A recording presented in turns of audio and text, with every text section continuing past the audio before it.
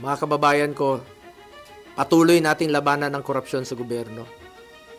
Please lang, labanan natin ang korupsyon sa gobyerno, labanan natin itong mga kalokohan, ikulong po ang mga korap, ikulong po ang mga magnanakaw. Huwag na pong ilihis ang issue. Kawawa yung Pilipino pag nililihis po ang issue. Umiikot-ikot na po tayo. At nakita nyo naman siguro yung complaint ni Trillanes sa mga binigay naman niya sa mga reporters. Paulit-ulit na po, rehash talaga, paulit-ulit. Paninira talaga.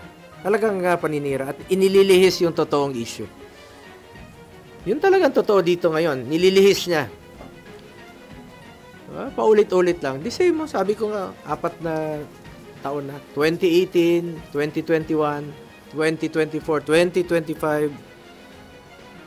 Pareho lang yung complaint niya. Na-file na po niya ito last year. Na-file na po niya ito last year. Tapos na po election. Nanalo na nga po ako. Naging number 1 pa.